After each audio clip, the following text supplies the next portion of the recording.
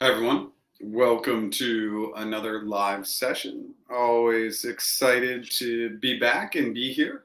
I don't know how many of these live sessions we've done now, but the numbers are starting to get pretty big, and I think we're probably at maybe approaching 70 live. So maybe we can hit that pretty close to 50 or 100 lives by the end of the year, which would be a really, really cool milestone. And obviously, I love coming here, showing up for the community. Last week was an incredibly long session. We went for about 2 hours with a little hiccup in the middle. We lost the camera for we lost the camera for a couple of minutes during the session. So let's dive right in. So just always the warm and fuzzies are great. You can hear me, you can see me. Tell me where you're visiting from, because we always have a very cool global audience, which is just really an amazing thing. Today's topic. So we can talk a little bit about hiring trends. I think everybody knows. I just try and get that catchy title. But the real hiring trends and what we're seeing is we are seeing a real pivot in the tech market towards the hybrid skills, which is really a lot of these customer facing engineers, people who can be client facing, but can also really deliver strong results for clients. That is a huge market trend. The people skills are just getting more and more important, and especially as we are really maybe never going back, especially in big tech, into this full time in the office. In these hybrid environments, we really want to focus in on the hiring trend of really strong communication skills. When is that not important? Well, it's always important. So we can talk a little bit about communication skills today. The other piece, and I prompt to this quite often, is just the fact that the two biggest and most competitive roles in the world right now are product management and ML and AI eng, and that's likely not going to change. But if you want to come in and tell us what you see as trends in 2022, please let us know. The one other really nice thing I've seen is it seems as though a lot of these tech companies have adjusted for inflation this year, and some of the comp salaries have really gone up. So if you're utilizing tools like Levels, just know that you really want to trigger to the new offers that are coming out in 2022, because some of the comp ranges have really jumped this year. And I think, again, that's just a reflection of inflation and everything that's going on across our crazy world right now. So a few quick items, and then we're going to dive right into questions. As you know, I will get to all the questions. No need to double up on the questions. We'll follow through. Again, unfortunately, last week we hit that kind of 2 hour mark, and I had to shut it off before we got to everything. But typically in a given week, we're really 99% of the time getting to all the questions. If you like what we're doing today, smash that like button. If you've never subscribed to the channel, consider subscribing. I have a 50K sub goal this year. I am going to hit that goal. If you can help me achieve that goal, I'd really love it. Practiceinterviews.com. You can go ahead and you can always book a one-on-one session, practiceinterviews.com, for a practice interview or a negotiation session. Lastly, we will be doing a special on the course. I forgot to run it before the live, so I'll do it right after. Let's go right back to our old code of JOY. That's JOY in caps. And if you purchase the interview mastery course, I'll put that promo code right up after the live. It'll be $100 off. Again, that's JOY in caps, just JOY. And I'll prompt to that a few times. I'll usually hit at the half an hours and just kind of check in and give a quick prompt on my services. And without further ado, let's dive in. Thank you again for being here. Love doing this, and let's get to the questions. Okay, you've given all your interviews for cloud engineer position at Google. Now HR is saying feedback is positive, but we need to get the approval to increase headcount for this role. What should I expect? Okay, so headcount's funky, right? It's a constantly moving piece of the puzzle that we can't predict and we can't control. So what should you expect? We don't know. But what you can do is you can control the scenario and instantly say to your recruiter, look, I'm really excited. Obviously the feedback's good. How often should I check in with you? What's an appropriate cadence? What's acceptable to you? Once a week, once every 2 weeks, once a month? How often can I be checking in? I don't want to annoy you, but I want to make sure I'm staying on top of it. Take back that control, and that will be really beneficial. Sorry to hear that there's a little hiccup here, but if they like you, good chance that there will be an opportunity in the near future. Thanks so much for your vids. Currently interviewing for a REWS position at Google Singapore. Do you have any insights on total comp? There's limited on REWS. Can you apply the 70% rule? You can. This is one where, so the 70% rule, just quick for the audience, you go to levels.fyi, you look up software engineers because there's the most data on software engineers, then you times their total comp by 0.7, and usually that's a good range for most roles. A little more technical, maybe 0.8, a little less technical, maybe 0.6, 0.65, and that's what I would do for REWS. I would maybe do a 0.6, 0.65, and I think that would be an accurate snapshot for you. Part one, you're interviewing for 2 roles in PR. For the first, you've spoken with the HM and done a writing assignment and waiting to hear back. For the second, just a first phone screen today. Okay, and the second recruiter told me the feedback of the first was overwhelmingly positive, and you were leveled at L6. However, the second role you're interviewing was scoped for L4, L5. If I do well, can they change that level towards the end of the salary range, especially given the feedback? Yeah, so Anna, what I want you to do is I just want you to crush the interview process and not get too fixated on the levels now, because maybe the L4, L5 ends up being a better fit, a better role. Maybe you do better in those interviews and the L6 opportunity isn't even there. Let's see how things play out. And then at the end of the process, if you feel like level alignment isn't there, you can always say to your recruiter, hey, what would you recommend for me to do to get this up leveled? And they can say, hey, there's no chance, we could do more interviews, etc. Good luck. Thanks again for the great vids. Absolutely. You're getting ready for the TAM role, RK2 interview. You didn't find much information about TAM except your video. Yeah, there's not a ton of information about the TAM roles out there. So the biggest thing you want to remember with the TAM roles is internal and external. You're going to do a lot of external work, but you got to do a lot of good internal work. You got to be very collaborative and very technical at the same time. RRK2, if we're referring to the case study, then what the case study really is now they're kind of bringing you on site and saying, hey, I want you to solve for X. One of the more recent challenges we've seen is you're trying to take a brick and mortar to an online business. All right, let's follow up with your other questions. Do you recommend any other source to view, practice additional examples of GCP case studies? Is there any other role at GCP that matches with the TAM? Okay, great follow-up questions. I don't know of, I'm kind of the person who focuses a lot on like the customer engineering space, and it doesn't mean that there isn't other good stuff out there. I love, oh shoot, what is her name? There is a great YouTube resource that I really like. I'm gonna have to brainstorm and think about it. But there is one female YouTuber who does great stuff on Google Cloud. But look at customer engineers, architects, sales engineers, even going all the way over to like account executives, account managers. These are all like client-facing roles that need some technical knowledge. So you can look at any of those positions. And then, okay, yeah, I think that's it. I hope that helps. What is the strategy as how to answer to the recruiter, what's your salary expectation during the initial phone screen?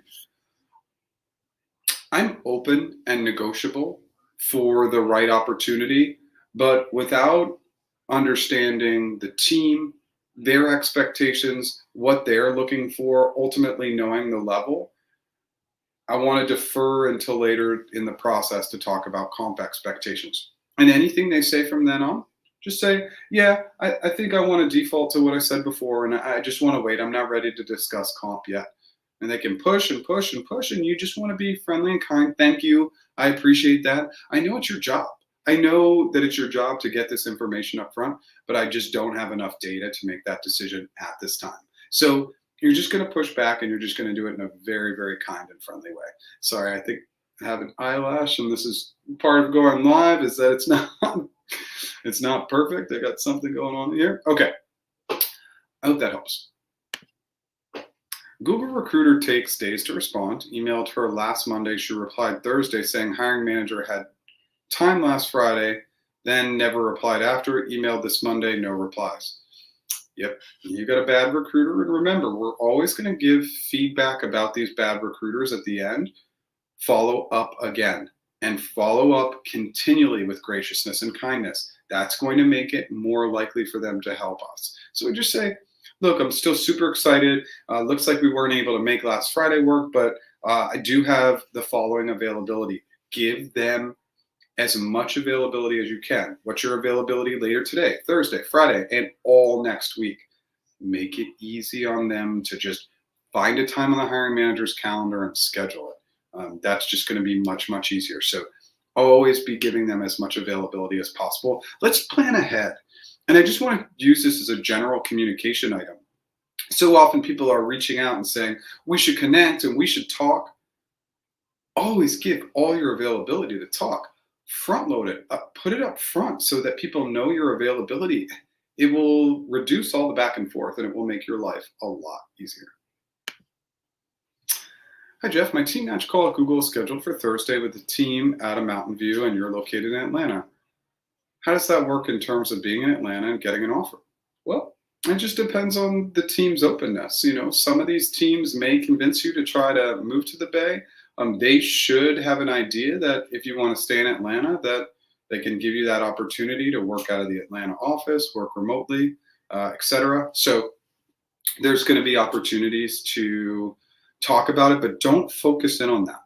Focus in on giving great answers. Focus in on asking great questions. Don't focus too much on location now. You can worry about that later. Remember, we're trying to get them to love us. That's the most important piece. Let me know. It looks like I'm having a little bit of a delay. Okay, I think we're back. Yeah, it looks like we had a little bit of a hiccup there, but I think it fixed itself, which is always good. I hope that helps. What behavioral questions focus on an L3 software engineer role, and how many experience make a difference? Okay, so the behavioral questions that I like to ask software engineers are, tell me about a time your coding expertise really enhanced the overall solution. Tell me about a time you utilized constructive feedback to become a better engineer. Tell me about a time you mentored somebody else to help them with their coding skills. Items like this. You should be prepared for as many examples as possible. You know, so that's just part of your prep and practice. But it's really critical for an L3 SWE or any SWE that you nail this behavioral interview. I have seen occasionally in these behavioral interviews that they do lean a little bit more soft skills focused, meaning you could get an open-ended question thrown in there. Just be ready for that as well. And that could be something like, how do you make peers or others providing you with good code, for example. Okay, Google hiring manager had looked at my LinkedIn before a recruiter reached out. Should I try to connect with them? No. I mean, it's not my recommendation. My recommendation is always that we don't do LinkedIn invites until after interviews. Some people are just weird about that. And we just want to recognize that not everybody's comfortable with you looking at their profile, even though it's public information. So I always say connect after interviews. And at the end of the interview, last question could be, hey, do you mind if we get connected on LinkedIn? Just so you get their approval. Really important in my opinion. Thanks for all the videos. They help me up my game on communication skills. Yeah, absolutely. So what I tell people, I'm not really an interview and negotiation coach. I'm mostly a communications coach, and almost all my strategies focus heavily on communication, and then everything's kind of backed up by the science and psychology. How do people think? How do they operate? What are these items that make us tick so that we can build good connectivity? And I do a lot of research on science and psychology to just understand human behavior, even though it's not my total skill set, but everything comes down to just crispy, clean communication. That's what success looks like in the interviews and negotiation. Hey Jeff, completed all your TPM interviews 2 weeks ago. Have a call with a recruiter tomorrow about next steps. What should you expect? Expect the best. Go in with a positive attitude. I cannot tell you what to expect. All I can say is if they say great news, we're going to move forward to HC or the offer stage. What are your expectations? You really want to make sure you're at the offer stage before you give those expectations. But if that's a part of the conversation, make sure you're anchoring high. If the location is not negotiable by the hiring manager, then is it feasible and advisable to join the offered location at Google and later relocate to the preferred location through internal transfer? AJ, yes, 100%. We take the job because we're interested in the job, the money, the brand, right? And so, I don't talk about it often, but I had to relocate. And at the time when I relocated, my relocation was not a big relocation. I relocated from San Diego to San Jose to work at a Mountain View, but it was quick. I had to leave my wife in San Diego and we had to kind of figure things out. It's not always perfect, right? So it's just something to remember that you do what it takes to get the job. And then if you want to transfer later on, usually there's opportunities to do that.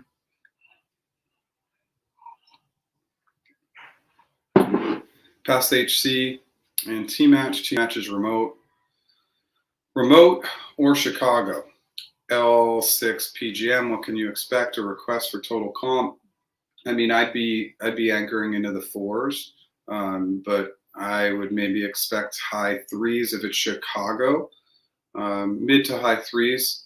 You can definitely get to high 3s probably in year 1. Remote, I don't know because I don't know where remote is. Accepted an offer from Microsoft for partner marketing manager. Oh, okay, amazing. And thank you so much. I know we have gone back and forth in these lives many, many times. Microsoft is obviously an elite organization. So this should be fun. Partner marketing manager, those are really fun roles. So wish you the best of luck. Thank you so much for coming into these lives. To everybody out there, it is possible. Yeah, it's quite a bit of work and quite a bit of back and forth, and it doesn't always happen the first time, but just create that right mindset and prep and practice like crazy. Congrats. Can you explain a little bit more about anchoring? Is it just the first number you throw at them when negotiating? It's exactly what it is. So why is it called anchoring? Well, think about like the typical straight up anchor on a boat.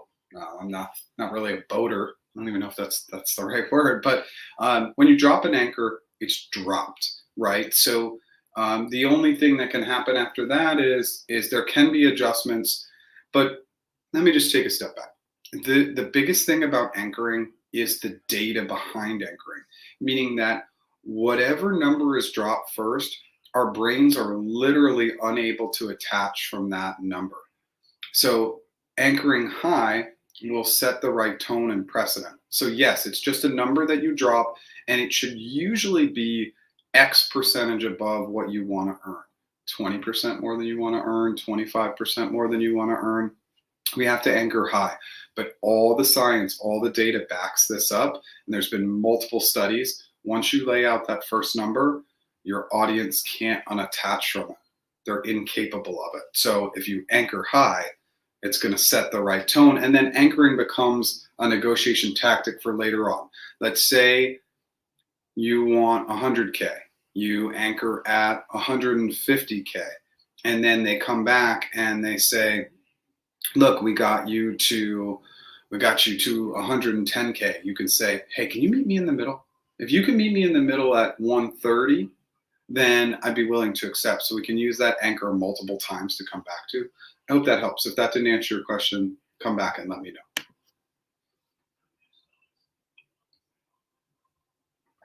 What happens after finishing on-site interviews, how feedback works, and what behavioral questions are. So we answered the behavioral questions part. What happens after the on-sites? It totally depends, right? Did you have a hiring manager alignment early on in the process, which they're trying to change for SWEs? Or do you need to go to a team match stage? Are you actually moving on to those stages based on how you did in the interview process? There's just a lot of moving pieces. Work with your recruiter. So many questions come to me at the end of the process to ask me about next steps and timing, but we should be asking our recruiter those questions. I hope that helps.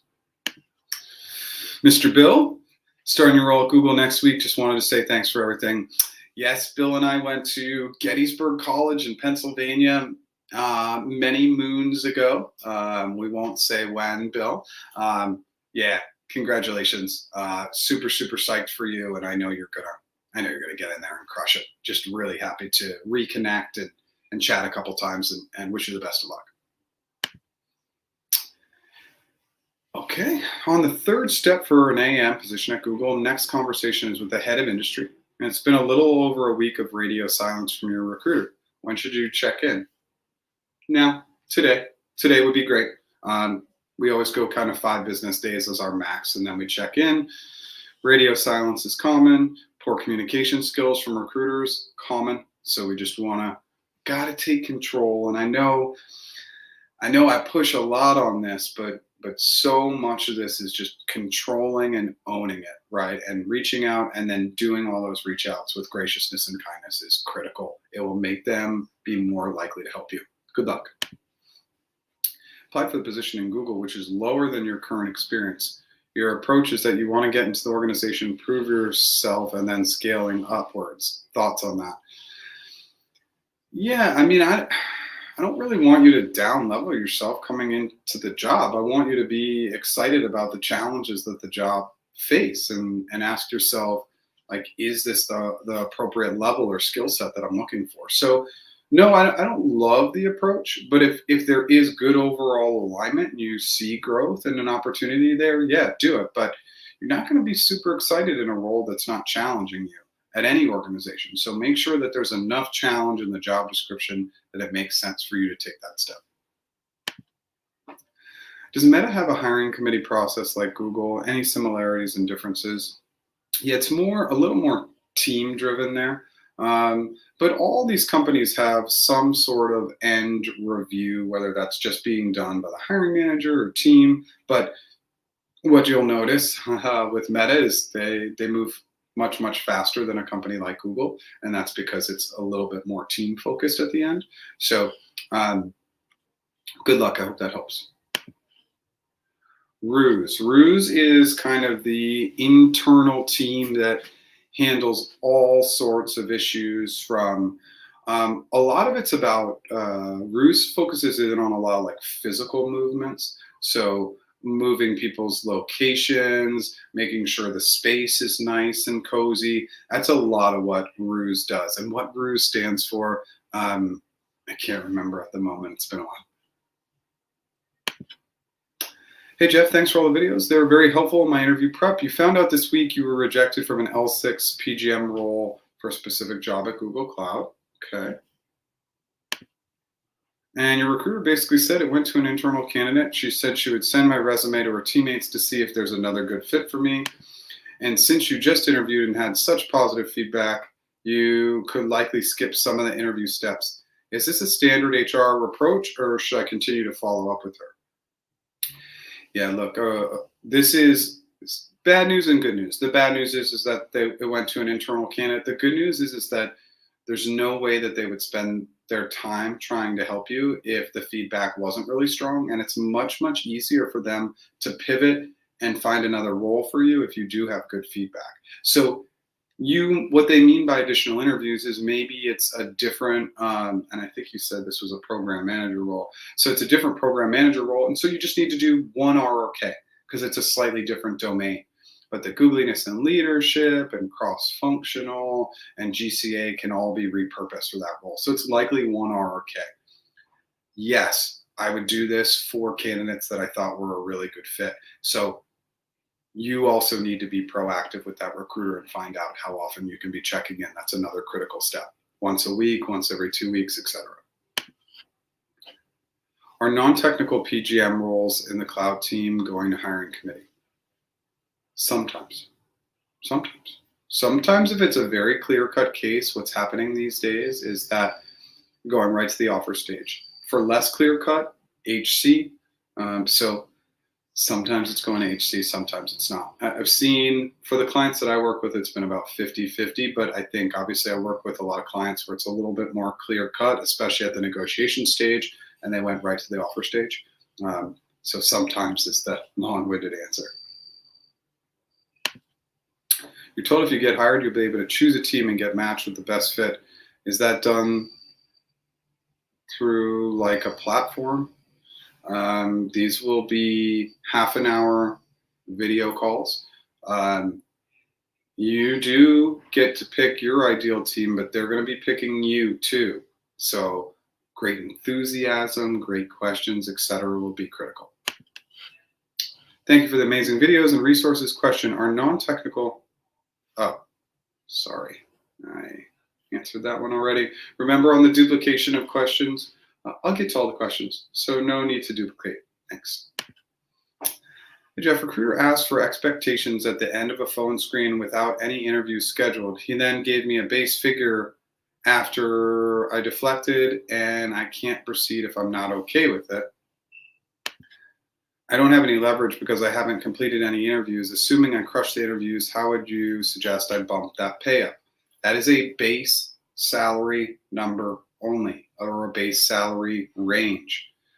It's a range. It's pretty narrow. You're not going to be able to drive the base up. This is a organization that, okay, well, I actually don't know the organization because you didn't say, but the reality is that a lot of these, what they're legally required to do is give you the base only, but that doesn't include bonus and equity. Sometimes that can be 6 figures more. With these tech companies especially, or any companies, just you can't get too fixated on the base. Be thinking about total comp. Don't worry about it, and just go crush the interviews, okay? And then you can worry about all the components. But they don't have to tell you the bonus or equity piece. It's just base. That's the legal item. That's the only thing they have to do. You're an AVP at Google and interviewing for other roles in a different location. You have an interview and it's only 15 minutes. Should I take this seriously, or is there a quota of how many interviews a role needs? No, this just sounds like it's going to be, it just sounds like it's a casual conversation. So take it seriously. There's no quotas. So take it really seriously. You can demonstrate really great skills in 15 minutes. Come in and build a tremendous first impression, because in 15 minutes, that's going to be a key. Great first impression, excitement, enthusiasm, stand, get that good energy, and come ready to ask a ton of questions, even in 15 minutes. They may book it for 15 minutes, but it might end up being a half an hour, 45 minutes, an hour if they like you. So just get after it. Any general tips for PRs, comms in the interview process, especially on site? Yeah, just make sure that you have great examples of challenging PR and comms examples, and just make sure that you are really problem solving, wearing the hat of PR and communications, and who are you collaborating with to get these pieces done. Remember, one of the biggest items, and the reason why I always default to collaboration, is so often we're trying to problem solve through only our lens, and we really want to be thinking about all the critical stakeholders who are involved. Until when we keep pushing the target total comp? What's the max? Can't tell you if I don't know the location, and you're not going to push total comp until you get to that stage. Hey Jeff, finish your meta rounds. All right, Steven, what do we got for a DC manager? Informed 10 minutes ago that it was a strong candidate, not the complete fit. Told another role will come in June. You don't have to start the process from the start. Oh, Steven, we're in the long journey with you. All I can tell you is just keep at it. You know, if we're talking June, just do a little bit of prep every week. Just put a little bit of time and energy every week to just keep it sharp. It's just dragging and dragging, I know, but this is good news. Maybe you only have to repeat 1 or 2 interviews. Just keep the pulse with the recruiter and continue to check in with how things are working. And keep us updated. I know we're in a long haul here, but you're close. You're putting in all the time and effort that's needed to be successful. We're hitting right at the 30-minute mark. Excuse me. The course. I have an interview course. Right after this live, I put a promo code. The promo code is going to be JOY, J-O-Y in caps. And that will give you a $100 discount just until midnight Pacific time tonight to get a discount on the course. We do practice interviews. We do negotiation coaching, all at practiceinterviews.com. Lastly, if you like what we're doing today, smash that like button. And if you've never subscribed, consider subscribing.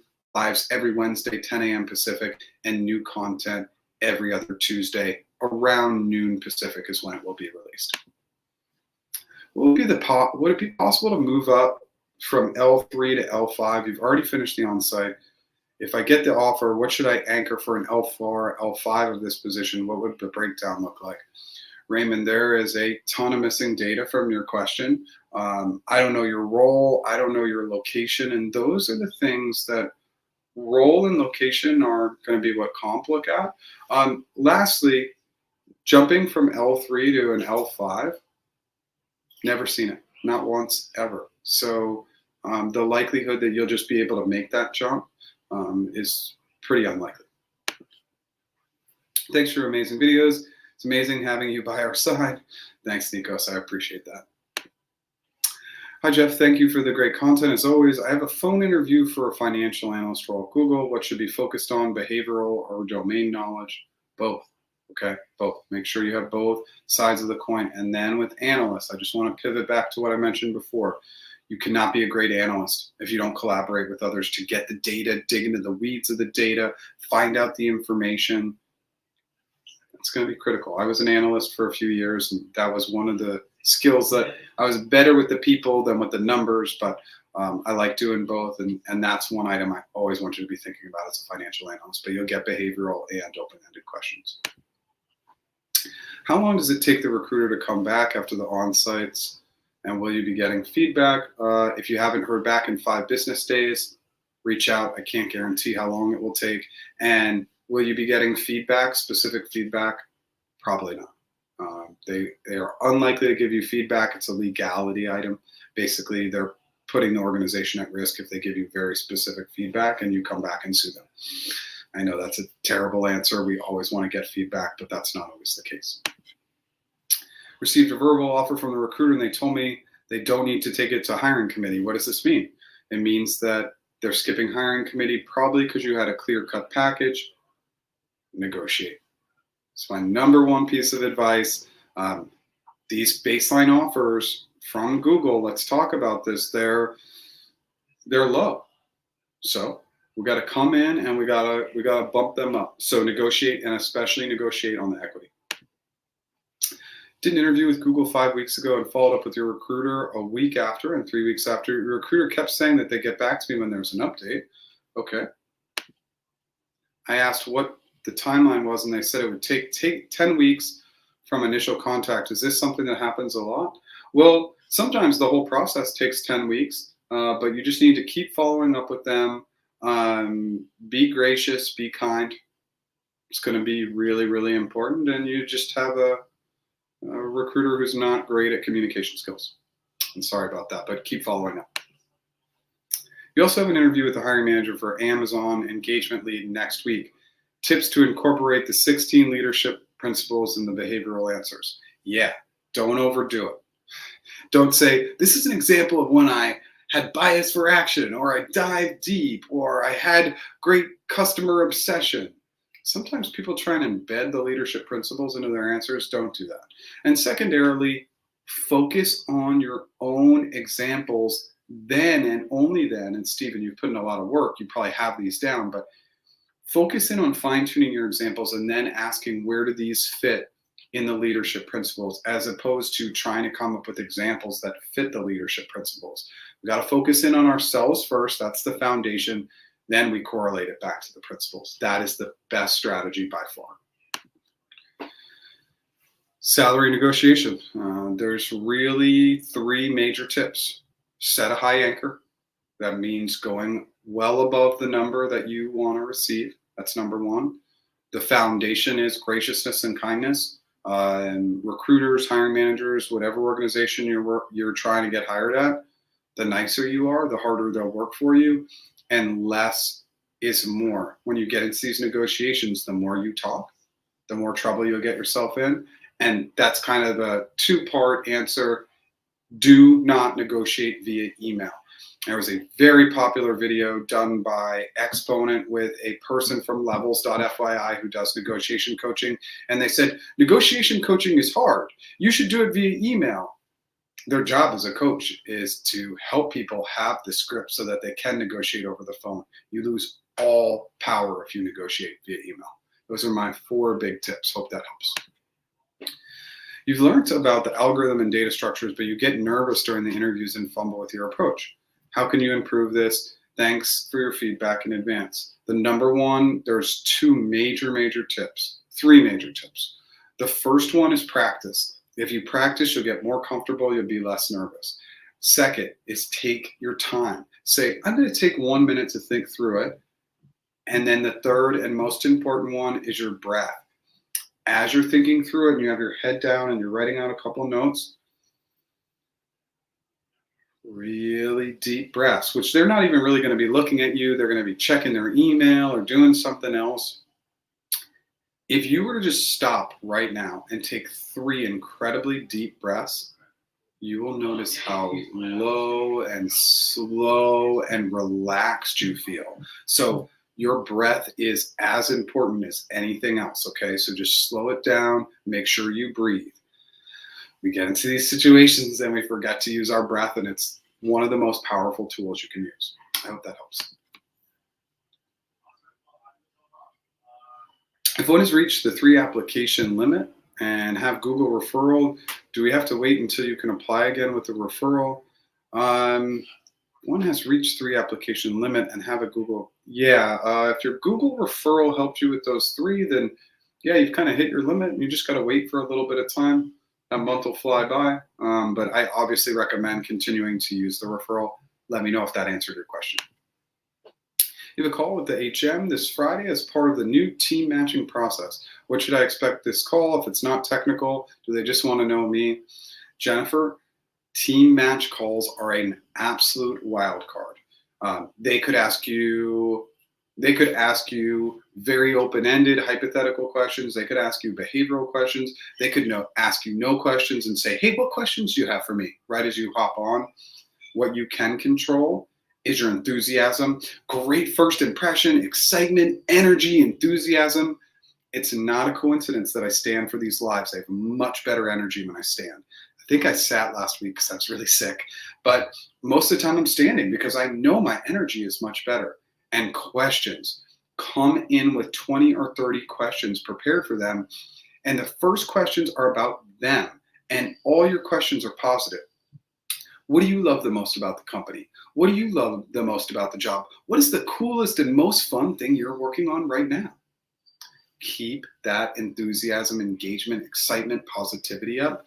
That is going to be the best approach you can have, okay? But hiring manager calls, they're just a total wild card.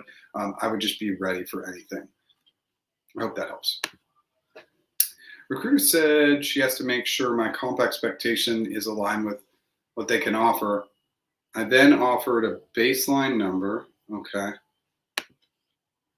It is a little low, I have to say yes, so she will send it to HC. Can I still anchor if HC approves? Yep, because remember, a lot of times when they give the numbers initially, when they give these numbers before HC, recruiters can give the baseline offer. That's the bottom of the barrel, what they can look up in the system and tell you. It's the worst offer they can give you because that's all recruiters are approved to do. Don't worry about those numbers. Say, okay, I'd like to talk about the numbers later, but yeah, we can move forward to the next step. So you're not necessarily approving the numbers, you're just saying, yeah, let's move on to the next step. I hope that helps. Good luck. Your first tech screening round went very well. After a follow-up, recruiter says the role I applied for is filled and she's trying to find a new team. Is this usual? Happens all the time. So it's just something we can't control. Just figure out the cadence with that recruiter and figure out how often you can be following up to find you a new role. You work for commercial real estate, shopping mall, as a BD and account manager, yet it seems to be so hard to apply for an AM strategist role on Google, as they are different industries. Okay. Okay, so looks like there's more. And okay, so I got that part. I wonder if I should continue applying to Google or mid-small Google Ads agency related company. Got rejected twice in the phone screening, so disappointment. So disappointing. Maybe career gap concern for recruiters.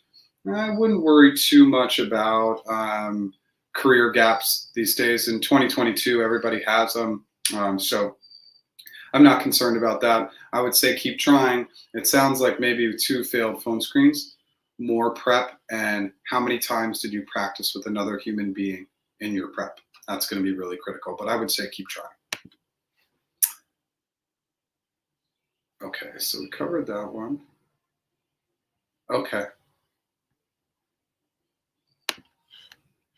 Applying for G Suite, recruiter unsure about level says L4, L5. Should I remind her before the onsite that I'd like to have the opportunity to go to L5 so that the interviewers have the right level?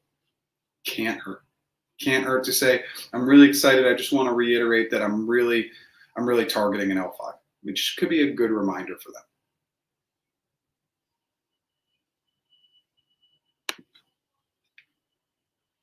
L4, L5 PM salary for Toronto, Waterloo region. What will be the breakage base? Okay, so I'm going to send you to the video that I created, levels.fyi. Look at what software engineers are making in Toronto and Waterloo, and times at times 0.7, 0.8. If it's a PM product manager, that could be closer to a 0.85, 0.9. Product is paying much, much closer to SWE. I don't know if PM is program manager or product manager. So that's my advice. Okay. Again, just a quick FYI, no need to repeat questions. I'll get to them. Thanks.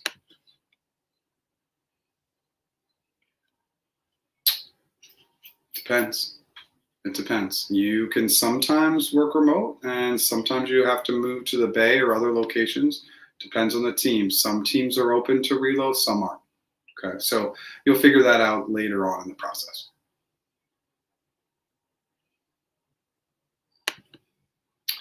Hi, Jeff. Would you by chance know the average GSU refreshers are for L5, L6 customer engineers?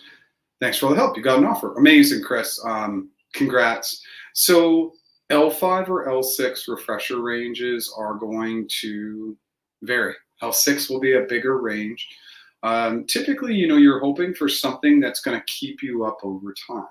So a refresher range could be something like you get 80K a year or 120K a year. Just start to do the calculations and math where it's going to show you, hey, if I got this refresher grant over these years, now remember, let's say it's something basic like 100K, that's 25K per year, and usually it's starting in your second full year. So it's really going to hit in the beginning of that third year, depending on your timeline. But model it out.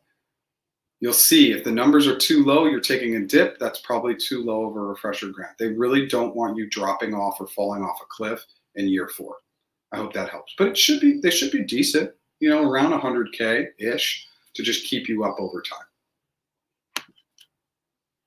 In an interview with Google a couple of weeks ago for a comms role, when I followed up, the recruiter said they're still interviewing other candidates and they will notify you when they finish the process. I tried asking when to check back, but no reply after that. I'm left hanging. Should I read anything into this? Any advice on how or when to follow up? I would say just wait a couple of weeks and check it. Yeah, again, this is a really, really poor communication strategy by the recruiter to give you this kind of communication. Other people are interviewing and just wait. It's not great. What they should communicate is, hey, let's do this. I'll check in with you every week, once every 2 weeks. They should be taking control. That's not your job. That's their job. But recruiters and communication skills are not always a good mix. Okay, so just check in every couple of weeks. That would be my recommendation.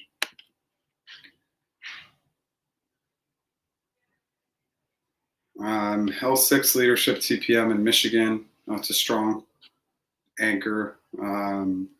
I would definitely be anchoring into the mid to high fours.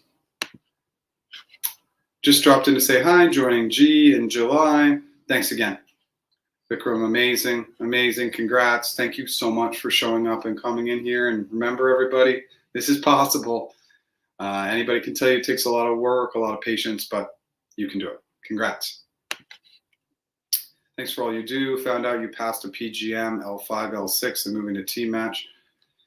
So think what you're going to see from me is I'm going to start pushing back on all the questions on these negotiations, because L5 and L6 is different, right? And so you're asking me to give multiple numbers and multiple ranges, and that's why I did the video. Levels.fyi. Look at what a software engineer makes at that level in your market, and for a PGM times the total comp by around 0.7, 0.75. That's the number you're targeting, so anchor about that. But I'll continue to push back to that video. That's why I created it, because sometimes the messaging and tone of asking for the comp expectations, it's not very clear. There's not enough details, and I want to make sure that I want to answer the comp questions. But I want to be really specific and also default to a strategy that I think works really well.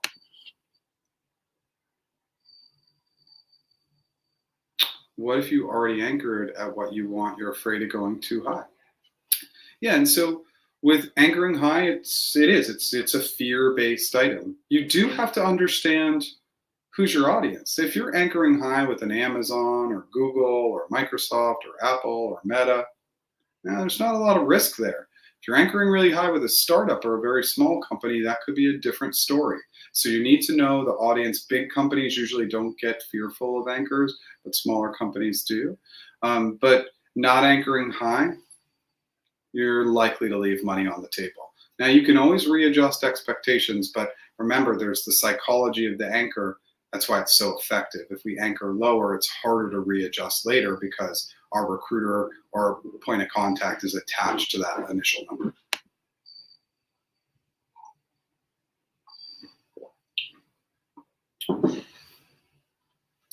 Yeah, so for all the larger companies, the biggest item that they can move on is equity because of its distribution over time, and because from a cash perspective, it's just less risky for them. So equity.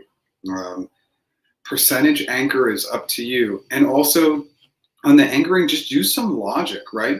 If the initial offer is 203, you probably should, let's say they come in first and they say total comp year one 203. You shouldn't go into the threes. There's a psychology of that. Should you anchor at 296, $430?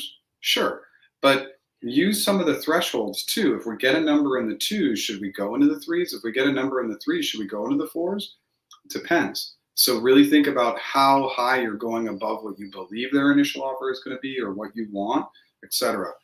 Anchoring is a very, very strategic item. So while I'm not going to go on a heavy pitch for my services, sometimes it's great to use a coach. This is where, on the negotiation side, I'm just going to call it reality.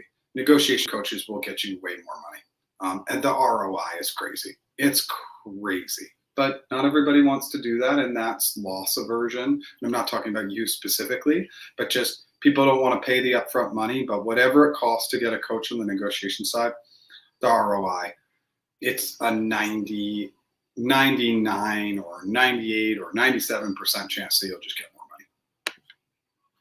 Hey, Jeff, about to join Google next month as a TSC. I do wish to work on SWE project as a 20% project. Those don't really exist. It's kind of the piece of the puzzle that people don't know. The 20% projects, they're not really a thing. People might argue with me, but if you want a 20% project, it's a 120% project. And most Googlers will tell you that, or former Googlers will tell you that.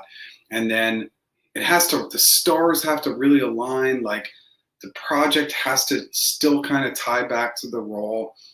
These 20% projects, they're not as much of a reality as they used to be back in the day, and that was a long time ago. That was 15 or 20 years ago. So again, I don't want to be a bummer here, but the 20% project thing, it's not a real true reality.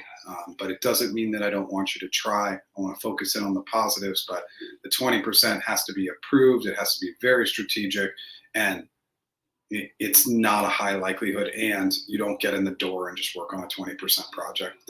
That's going to come over time. What's the best approach when preparing for a phone interview with a recruiter for a TPM position?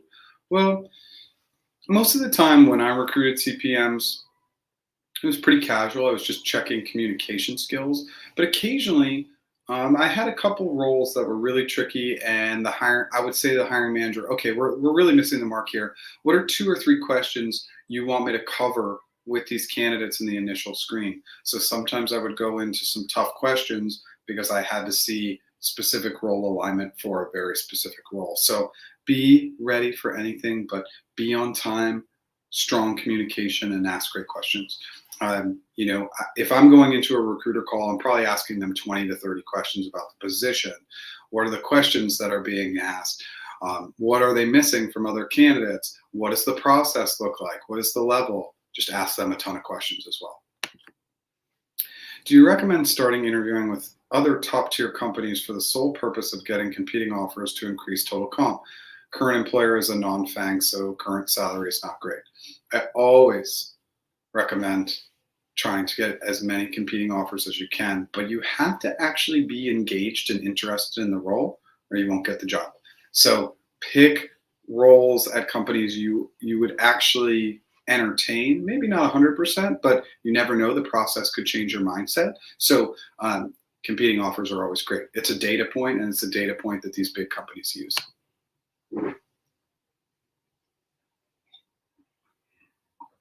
Does current hiring trend in Google diminishing its benefits that it used to provide to earlier employees? I'm not really sure what we're asking here. Is the benefits provided to software engineers different than when it gives cloud consultants, or nope, the benefits are the same across the board. So diminishing its benefits, I'm not really aware of that. Maybe you can come back. I haven't heard of any diminished benefits. The benefits are unreal and pretty much unbeatable. Hi, Jeff. I'm a software engineer, product management role, having 15 years of experience, presently exploring job options in Google Cloud domain. At Google, coding around will always be there. Well, it depends on what role you'd be going after in the Google Cloud domain, and you'd want to ask your recruiter. So more Eng specific, even with a product lens, maybe, but you have to ask your recruiter. It really is role specific. In the team match for an L5 PGM GCP, recruiter appears to be ghosting. If I'm interested in a role, different biz, music, is it okay to go ahead and apply? She said she couldn't help with that. So Frankie, don't apply for other roles when you're in the team match stage. Just don't do it. It's not the right time to do it. Now, if your recruiter's ghosting you, you just need to make sure to follow up next time and say, hey, I'm still super excited. Can you help me understand the cadence? How often should I be following up with you? Just a real positive tone, but don't apply for other roles when you're in the team match stage. It's really frowned upon. We'll be meeting with executives for AVP role soon. Any advice or tips? Great enthusiasm, great excitement, great questions, and positive questions. And then for AVP, have an opinion, have a stance, like your path, take your path. They want to see that you can really stand up and say, hey, I want to take this path. That's the feedback I've gotten from other AVPs. Good luck. Can you negotiate your salary when moving internally at Google from one org to another? I've heard no. That's correct. You cannot. I applied for an AE new business sales role and ended up turning it down. It was in SF and I don't want to live there. Is it true that you can make up to 1.5 million in ad sales? An account executive in the Bay, if you like really crushed your sales targets with the bonus structure. 1.5 would probably be on the highest end, like the 1%, but maybe. But yeah, I mean, city is important. I mean, San Francisco is a great city, but it has to be a match and a fit for you. But yeah, with great targets, you can really excel. If it's an L7 AE, can you get into the 7 figures with great performance? Yeah. 1.5, I don't know. Hi, Jeff. Last on-site interview is coming up, and the recruiter said focus area is cross-functional. Is this RRK? Any tips on how to prepare? All right, Flavia. Yeah, so cross-functional is going to have a little bit of that RRK feel. Just think about strong teamwork, working across teams, and be showing that off from, you know, your program management skill set and perspective. So how do you work cross-functionally across these teams and just keep that program management lens? It's a little RRK because typically the cross-functional stakeholder that will interview you at least is somewhat attached to the role. Maybe you wouldn't talk to them every day in the role, but maybe once a week, once a month. Good luck. Hi, Jeff. You have the first round at Google interview as a cloud infra manager, and round covers RRK, system design, and program management in a single interview round of 45 minutes to 1 hour. Isn't that too short of a time frame? Yeah, it's a short time frame to try and cover everything. You just got to tackle what's put in front of you. That's all you can do. That's all you can control. So tackle those questions that are thrown in front of you, and you'll do great. System design is typically going to be the longest answer. Okay. But yeah, you can't control the length of time, just how you answer the questions. Thanks for all the videos. Just wondering, when Google hires for a position, do they hire the best candidates, or chances are that they do not hire any of them that do not qualify? Yeah, they're not going to hire somebody just to hire them. They got to find the right candidate. And sometimes for niche down or unique roles, they will stay open for 5 months, 6 months, 7 months, whatever it might be. But usually they end up finding their person. And sometimes they'll concede a little bit. They'll say, okay, I thought I wanted these 7 skill sets, but I really only need 5. And that's part of the recruiter's job, to say to hiring manager Jane, look, Jane, I think we can get 5 of these 7 skills. What are you willing to give up to hire this role? Because it's been 6 months and we can't find the right person. So a good recruiter will work with the hiring manager on solving for that item. How to understand compensation for Southeast market for remote, TPM, L6, L7. Unfortunately, the SWE 0.7 not helpful. Yeah, I think I'm probably going to pass on answering this question. I mean, this is 5 different markets that we're looking at. So there is data. Looks like the video, sorry, is having another hiccup. I'm not sure why this keeps happening today. But there's data. There's data in some of these markets on software engineers. So I'm just going to continue to push for you to look at that. TPM, L6, L7, again, these are 2 different levels, so the comp is different. But for TPMs, they're paying really well right now. So for some of these markets, let's say L6, you know, that year 1, mid to high 3s, and maybe for an L7 in these markets, we're getting into the low 4s. Okay, I hope that helps. For Google L4, L5, sustaining quality engineer, TPM ladder, Bay Area, what should you anchor L4, L5 for this position? What would the breakdown look like? So yeah, I just want to pause here. Multiple levels, they offer different amounts of money. So it just becomes a longer conversation. You can see it's, I want to help this audience in the lives, but there's a lot of questions about compensation, and that's why I created that video. So I want to be helpful. Of course, that's what I'm here to do. I'm here to answer the questions. But quality engineer, you know, for anything in the Bay, L4, year 1, something into the mid to high 2s, and then L5 into the 3s. The second part, is it a formula like SWE 0.7 to be used considering you're very technical? Yeah. Yeah, absolutely.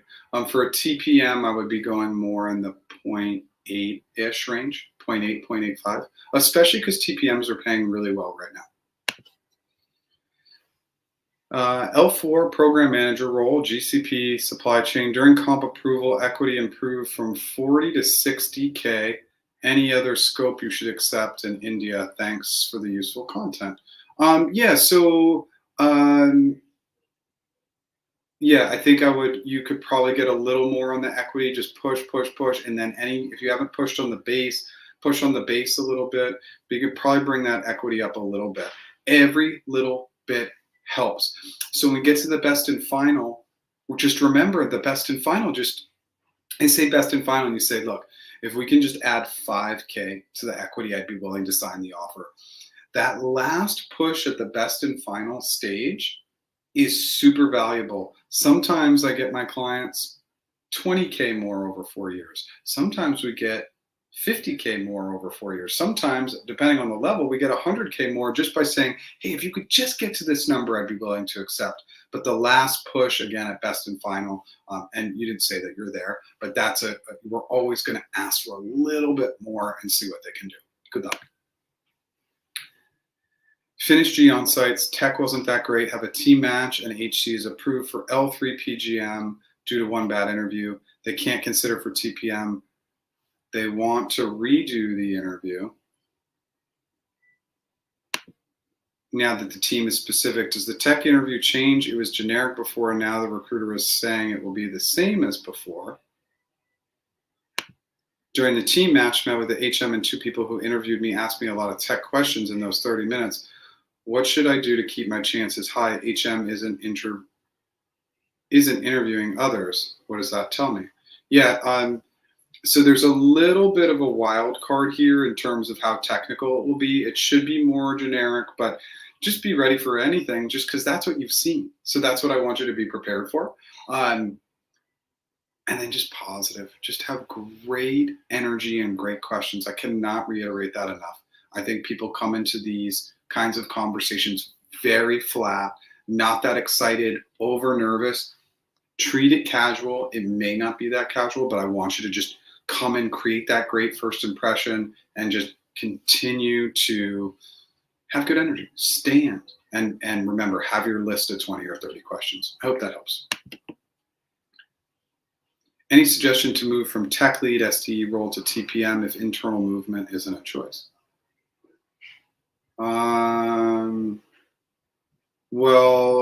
Just continue to have good dialogues and good internal conversations with the people on those teams. That's what's going to be most helpful. Okay. I hope that helps, but you just got to build relationships, because sometimes when you build relationships, that's where the opportunities open up. So you got to stretch yourself in terms of speaking with TPMs, learning more about them, their roles, and then through time, hopefully you can open that piece up. Okay. We're at just past an hour. I just want to prompt on a few things. The interview mastery course, right after this live, I'm going to put that code of JOY in caps, JOY in caps. And up until midnight tonight, it will be $100 off the course. I forgot to do it before the live, so it will be right after the live. Interview coaching, negotiation coaching, we have both at practiceinterviews.com. If you like what we're doing today, smash that like button. And if you never subscribed, consider subscribing. I am going to pick up the pace a little bit. We're still almost a half an hour behind. So you're going to see me speeding up just a little bit to catch up. And usually the questions will thin out a little bit as we sit here and hang out for a while. So I'll catch up pretty quickly. Finished interviews with Google for PGM role, was in the team matching stage when I accepted an L6 senior PGM offer at Google. Google recruiter is still trying to find a team, okay, but said, that got cut off. So you accepted the L6 senior PGM role at Amazon. Okay. Continue to go through the process with Google. Just see what happens. If you need to burn the bridge with Amazon, sometimes you just need to burn the bridge, right? But just keep that process going and see how it plays out. Hi, Jeff. I need to prepare for an AE role at Google. I'm looking for help preparing an interview. Practiceinterviews.com, and you can book a service. I think my first availability is not till next Wednesday. I'm in for hiring committee for SWE role since around a month and a half, and recruiter told me it is good for now, but no final decision yet. Okay. So also, do you think that working on a new team in Africa and Google is good? There's not even a salary range yet there. And thanks for all the advice that helped me pass hiring committee. Omar, awesome. Just continue to keep that pulse with your recruiter. They're building the market, so you're not going to know for sure. But remember, sometimes when there's no data on a market, let them anchor first. You want to see what they offer you and then anchor high above whatever number they produce for you. And remember to focus in on that year one number, but really kind of figure out what's happening with the process and how fast they can move that piece up. Any tips for last director level interview for a government affairs role? Yeah, director level, just make sure you're buttoning it up a little bit. Be a little bit more succinct. A little bit less is more is going to provide great value. But all the things that you would do in any other interview, I don't want you to not follow, but less is more. Think about real team collaboration, how you roll things up to leadership, how you present things to leadership, all good items to keep in mind. And good luck. If I get an offer and need to respond within 5 business days, will your negotiation coaching help within that time frame? Yep, this is pretty commonplace. My last 3 negotiation clients that I had over the last 24 hours or so were all moved up in order to accommodate. It's just something that we need to prioritize. We just know the timing is critical. And I try and do that for everybody, not only negotiation, but practice interviews, just trying to squeeze as many people in as we can. Sometimes I can do it and sometimes I can't, but usually on the negotiation, just because they're half an hour calls to start and then they're follow-ups, we can usually squeeze people in. You can always use our chat feature. That's the best thing to do, is use the chat feature on the website just so you can work with Shannon to figure out my calendar. I got through 2 phone interviews for TPM Cloud Programs role with Google in March. Doing the follow-ups every 2 weeks for the on-site timeline. Any advice on how long it might take? No, but you're taking the right steps. Continue to follow up, okay? Continue to just make sure you do that with graciousness and kindness. You're thinking of spending only a max of 1 to 2.5 years at Google, then which component of compensation should I anchor higher? Base, equity, etc. Any ratio recommended? Nope. Your anchor is a number. Let them figure out the math on how they break that down, but equity is the easiest thing to move, and do not pre-plan your life. If you're spending only a max of 1 to 2.5 years at Google, why? Why are you setting that timeline? What is it that 1 to 2.5 years makes sense? It's sometimes we try and figure out when we go and we move to a new location or we take a new job, we're saying, oh, I'm only going to focus in on being there this amount of time. Focus in on, is the work intriguing? Do you have a good manager? Are you being compensated at a level you want to be compensated at? But setting the actual timeline in advance, I think is, it's not my favorite strategy, but anchoring is anchoring. Let them figure out the numbers. The biggest movable item is always going to be equity. Interviewing for position at YouTube, was wondering if you had any tips that might be YouTube specific. YouTube and Google interview the same. So all the generic tips. Now, obviously, the more you know about YouTube, maybe you can implement that in. You know, one of the biggest things for YouTube is they're trying to figure out how to compete with TikTok, essentially. So they have a huge YouTube short strategy. They're really pushing YouTube shorts. So just something to keep in mind as you're thinking through your strategy and thinking through the interviews. Hope that helps. If I have not been asked what my salary range is by the final round, should I ask what their range is or just wait till the offer? Wait till the offer. Is it possible to negotiate L3 with no competitive offers, and how to do it? Yep, you just anchor high. You do not need competitive offers to negotiate. You just negotiate based on what you want. It's been 4 months now for a Google interview process. Still have to go through 1 tech round and offer stage is yet to reach. How positive should you be? Positivity is going to be key. So you should be very, very positive and just keep that positivity really high. Sometimes the process can take a really long time. So patience and positivity are both going to be key. Keep at it. They're interviewing you and continuing to interview you because they like you. You had 3 interviews, and then the final 30-minute with the HM. Recruiter called me a few days later and asked about preferred location and what is the earliest date you can start. But now it's been a week of radio silence, even after I wrote him an email. What's typically the time frame? Can't tell you the time frame.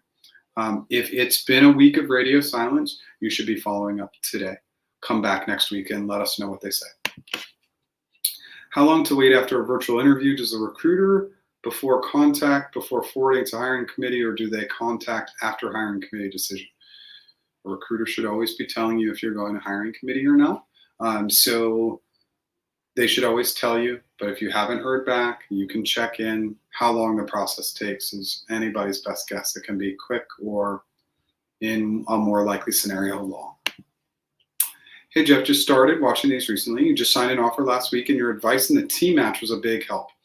Amazing. Team match, excitement and great questions. Excitement and great questions. Follow those items and you will do better than who you're competing against. You please provide a discount. I am looking for a course of technical interview prep. Yep. If you use the code, I can offer a discount on the course. So if you use the code JOY in all caps, it'll be a $100 discount. Just got to wait to the end of this session and I'll implement that into Kajabi, which is the website platform I use.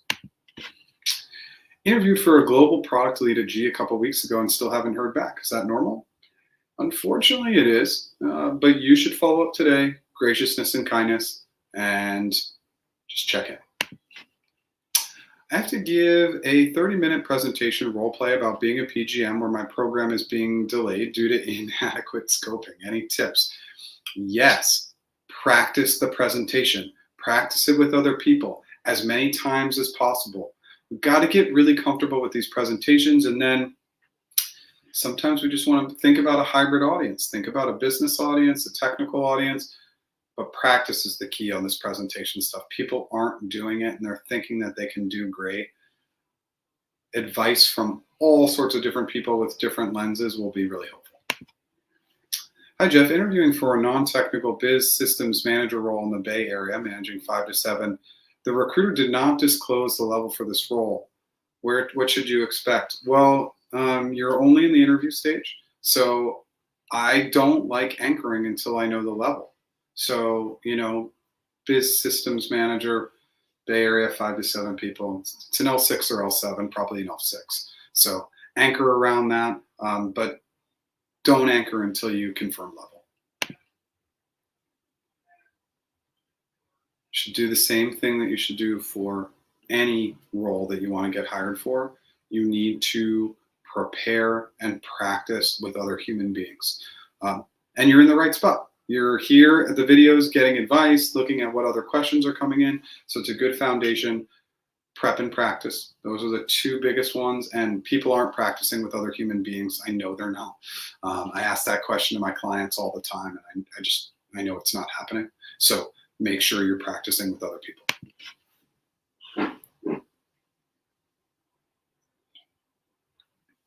Hi, Jeff. Incoming SWE here. During onboarding for a SWE, how would you recommend spending your time effectively before full-time work on the main project begins? Just continue to fine-tune any skills that you think need fine-tuning. That's really it. You know what? Don't overthink it. Just enjoy kind of the setup and the initial time, and just make sure you're building great relationships in the beginning.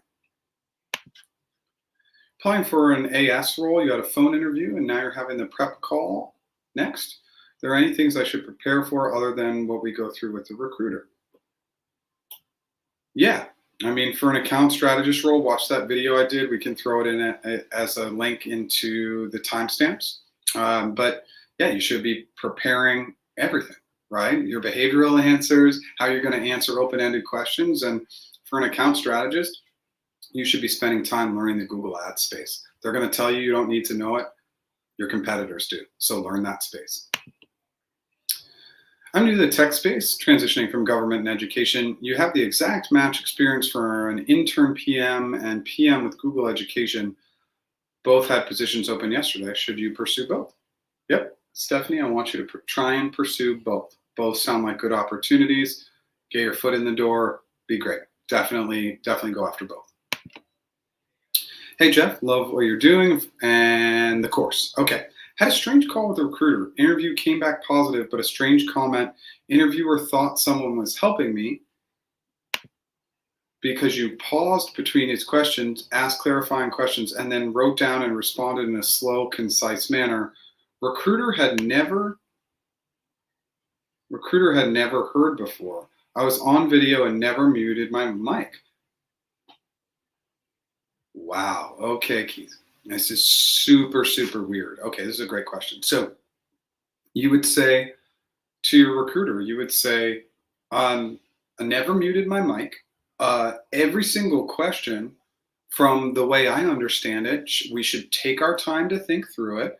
I always ask clarifying questions because I would never jump in and answer on the job. So I was trying to imagine I was in the job, and I was trying to be organized and concise in my answers. And I wanted to make sure I was answering the right question. So I write the question down. I'm a little confused as to why that would be reviewed as negative. Taking my time, being concise, aren't those things that you look for in the position? That is crazy, crazy feedback. Never heard that before. I've never heard that an interviewer didn't like because you were concise. So I don't really know what to say. That's a bummer. Yeah, that's just a bad interviewer. You know, that's a bad interviewer making judgments and not actually asking you at the time and calling you out during the time, which they had called you out. You could have clearly said, yeah, I like to take my time. I like to make sure that the direction is clear, and I like to write the question down so I know I'm answering the right question. So they should have done that in the interview, but I would reiterate those items to the recruiter. Come back and let us know what happens. I have some questions, but I signed an NDA. What can we say and what can we not say? I don't know. They're not going to come back to you for the NDA stuff. So, you know, but this is a personal decision. What you share and what you talk about with others, that's up to you.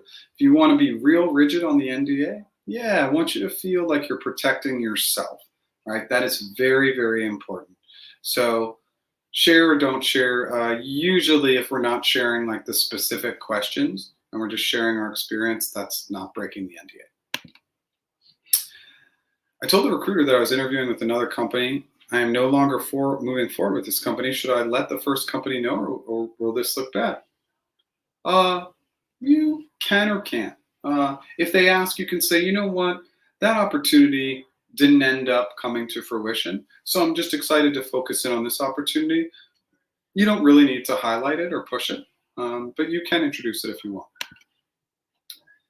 Hi, Jeff. You had 4 interviews for tech ops manager role. Feedback from the recruiter was strong candidate, but leadership bar was where they're not sure of, and I didn't have the specifics. How long should I wait before applying again, and should I reach out to the recruiter in the future? Yeah, I would try and stay in touch with the recruiter. It's surprising that if all the interviews were strong, that they wouldn't give you the opportunity to redo that interview, which is a question I would ask. If all the interview feedback was strong, but the leadership didn't have enough specifics, would you give me the opportunity to redo that interview, yes or no? Now, they probably already told you that, but it's worth double checking. Hi, Jeff. Interviewing for, okay, George covered that question. So it's come back after quite a bit of time. So I don't know if you popped back in. It should be L6 or L7, and we're not going to anchor until we confirm level. If I receive an offer and I need to respond in, yep, I can help in those days.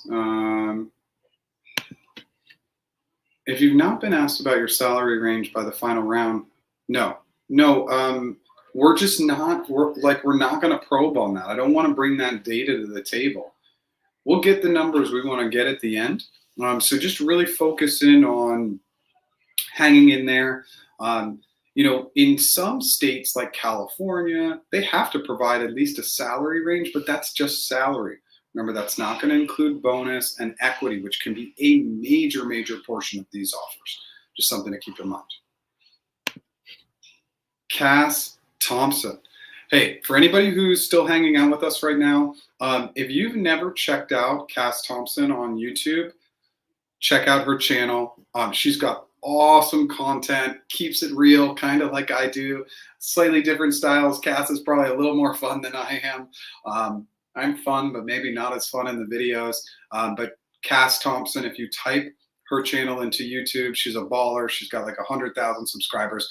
Definitely check it out. And Cass will be chatting soon, I think, in the next week or two. I hope you're well. How likely are you to not find a team during team matching? I have some interviews, but worried you might not get matched. Well, there's always a possibility you won't get matched, and there is a percentage of people that don't get matched. It's probably a high percentage. It's probably 20, 30% of people don't get matched. It happens. But go in with the mindset, that mental attitude that you are going to get matched, that you are going to do great. Remember, so much of this goes back to our attitude and our mindset. You've got to be really mindset focused. If you think you're going to get it, you are. And I know that that sounds weird and fluffy, but the science actually backs that and supports that. Our brain will take us to the place we want to go if we mentally and create that right mindset to get there. So just something to keep in mind, Victor. Hey, Jeff, follow up from the earlier question. Recruiter indicated that the comment is on my interviewer notes that others can see going forward in the process. Well, that sounds weird because interviewers shouldn't be able to see other interviewers' feedback because that would create bias. So that's a weird comment. So now we're starting to get into this weird, funky place that I now feel uncomfortable because I would ask that question. I would say, interviewers can see each other's feedback. It was my understanding at Google that interviewers couldn't see each other's feedback. Is that correct? So you're going to want to double click on that because that would be something very new. Just wanted your perspective on some very, very specific job titles and descriptions, almost like they want people from other FAANGs. Any comment? Well, FAANG companies like people from other FAANGs because of the complexity of the FAANG companies. They like them because working in big companies, just in general, you're going to have to work with politics, red tape, really understand how to navigate the nuances of a big company. So yeah, sometimes they want that, but that's not always what they're looking for. Sometimes it's just an easier transition. Thanks for the plug. Wasn't digging for that. Just wanted to pop in, and since I could, Cass Thompson on YouTube, check her channel out. Again, she's got like 100,000 subscribers. It's an awesome, awesome channel. So a second plug for you, Cass. What should one expect for an L9 non-technical interview process? Well, L9 is a senior director. So this becomes really about your ability to connect and establish relationships with others during the interview process. That's going to be critical. And just know at the L9 stage, some of these interviews aren't even going to feel like interviews. They're going to feel like conversations, whereas others will really look for that 30, 60, 90-day plan, how you work across the entire globe on bigger strategy, bigger process, etc. So lots to consider, but L9 at this point, there's just all sorts of things that could pop up. I hope that basic information helps. Completed your final round at Google for a financial analyst position 3 weeks ago. No feedback yet. What's the typical wait time? There is no typical wait time. You need to follow up with your recruiter today. It's a long time to not hear back for a few weeks. Hi, Jeff. Just a follow-up question. Have a global commodity manager second on-site on Friday. The focus area is GCA. Any tips or preparation? Yeah. If we're casting a wide net, 3 questions, 2 hypothetical, 1 behavioral, and 1 random hypothetical, and 1 more role specific. Wear the hat of the role. Answer like a commodity manager, no matter how random the question is. Wear the hat of the role, and that is the best advice I can give to anybody to have success in a GCA interview. Recruiter sent my packet to be reviewed by HC on Monday, second time. Did an interview with positive feedback. You've already been team matched with the HM statement of support, but she said she was waiting for a leadership update and doesn't have an update for me now. What could she be waiting for? Trying to keep another offer warm. That's the question you want to ask your recruiter. Can you tell me a little bit more about what exactly we're waiting on? Because unfortunately, as I've mentioned a couple times, I do have a competing offer, and I'm just trying to get a sense of how long this process might take. I really appreciate your support, your advocacy in this process, something like that. What type of questions should we be asking the interviewer during the team match stage? PM role. Should our questions be focused on the role, and if so, any advice?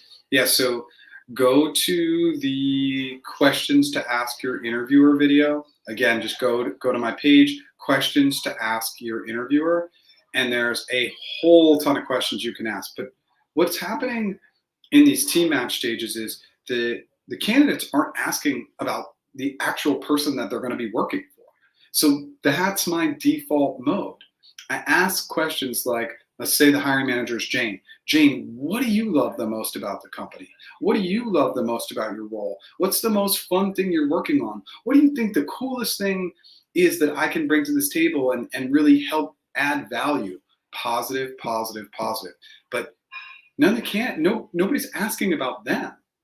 This is important. This is a critical facet. This is the person you're going to be working for. Ask questions about them. It's really critical for your success. Applying for UX design apprenticeship at Google, but I just finished the UX bootcamp.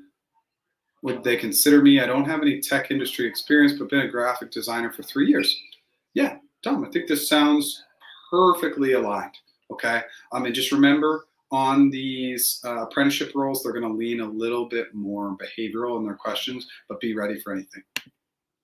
Your recruiter told me that I'll be put in an L4 non-tech role, but it doesn't have a senior title. I have 7 years of work-related experience. Okay, so with the softest tone that I can provide, title is ego. We care about comp. Comp is the only thing we care about. We're working so that we can have financial freedom. And so don't worry about the title. It's irrelevant and not important. And you don't need a senior title. You will work on the level of projects that you're capable of working on. I wouldn't be concerned about the title. And if this is Google, I can't remember, they're not going to negotiate on your title. Can you please share some information on what to expect in the G and L rounds for a BSA role? That's a business systems analyst, and I will tell you that the role is irrelevant. Negative, conflict, unethical, negative culture, somebody's being left out, kind of these negative questions, which you will put a positive spin on. Then positive questions, mentorship, inclusivity, all these positive questions. The G and L round tends to lean behavioral, but be prepared for anything, okay? Follow up with your recruiter each week over the 3 weeks per radio silence. How should you proceed? Same steps. You will follow up every single week with the same gracious and kind note and follow up and again and again. Now, as we hit weeks 4, weeks 5, if you are connected with any of the other interviewers on LinkedIn, if you can connect with them on LinkedIn, you can get connected with the recruiting coordinator, go around them. Because at 3 weeks, this is obscene and ridiculous and they're not doing their job. So if you can go around them, do it. But otherwise, just follow this same pattern and keep following up. And then when you get to the end and you can give feedback, because you will get a feedback form, crush them. This is totally unacceptable. You can't interview and not hear back for 3 weeks. Okay, where do I go to leave harsh feedback for the recruiters that are not following up with candidates? Well, if you're interviewing at these big tech companies, you should get a survey. Just make sure you're checking your spam folder, usually after your candidacy is closed out. Usually it's 2 to 3 weeks and you'll get that survey, and then you can leave that harsh feedback. You can also put recruiters on blast on LinkedIn. Now you don't have to mention their name, but you can say, here's the recruiter experience I had. You could even do a poll and say, has anybody else experienced this? It's the nature of the role. There's very low barrier to entry. Even for some of these elite companies, the barrier to entry is very, very low. So you get people who are unorganized, don't know how to prioritize, don't know how to follow up, don't know how to be in your shoes, don't know how to be gracious and kind, etc. And it's painful. And we go through this every single week on the lab. It's absolutely painful. And I can tell you, at Google, I worked with a recruiter in Dublin, and we created a global candidate experience course that was a part of the onboarding orientation at Google. Be shocked if they're still using it, because all the feedback we're getting coach them on how to follow up, what it should look like, no updates, etc. And it's just sad state of affairs. Follow up. I believe your recruiter was saying that hiring managers and team match members would see strange comments. Don't think other interviewers. That's correct. They'll be able to see it, but don't worry about it. If you crush everything else, they're not going to worry about it. If they bring it up, say the exact things that I said. After 15 rounds of interviews plus team match calls, you finally received your offer from Google. As an IXD in London, your content is one of the most accurate out there. Thank you. Amazing. Congrats. Patience is a virtue. Sometimes it takes forever. Sometimes we got to do a lot of interviews, but if it's your dream, got to get after it and stay patient. Congrats. In team matching, would the interviewer ask us about technical knowledge? They can ask you anything. So maybe be prepared for anything.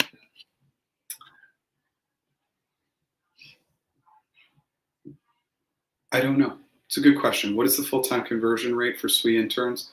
I have absolutely no idea the answer to that question. If you do good work, I would imagine it's relatively high, but I don't know. I had a really bad first interview, was the hiring manager, and was surprised that he got to the second round, but had really good second and third rounds. How will this play into my candidacy? Well, Brianna, they obviously liked you enough. So it wasn't as bad as you thought. So we just have to wait and see, but good luck. Follow up from team matching. When should you expect feedback from teams? Your recruiter said he would reach out the following day. You just got to stay patient and stay in contact with your recruiter. That's all you can control. You can't control anything else.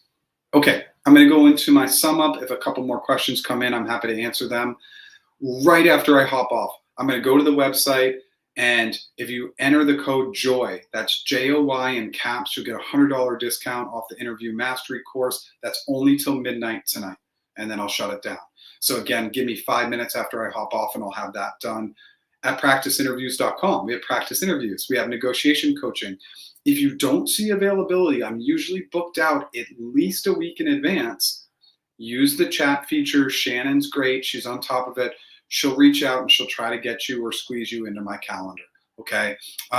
If you liked what we did today, smash that like button. If you've never subscribed, I go live 10 a.m. Pacific every single Wednesday, and every other Tuesday around noon Pacific, I will release a new content video. Thank you so much for being here. I'm going to answer any last questions that come in, and then I'm going to hop off.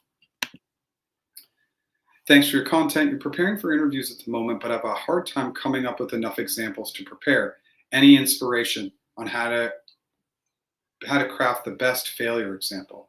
Yeah, you just got to have a realistic perspective of your career. People say all the time they don't fail. We fail all the time. You should be failing on a daily basis. Think about a time that you failed and then you were able to take great actions to overcome that failure, and how ultimately those actions yielded learnings and applied learnings. Spend time in your resume and your LinkedIn. Just think through every project you did. That's how you'll come up with great examples. Is there also a discount if we book a set of practice interviews with you? Not currently. Not currently, just based on demand and bandwidth.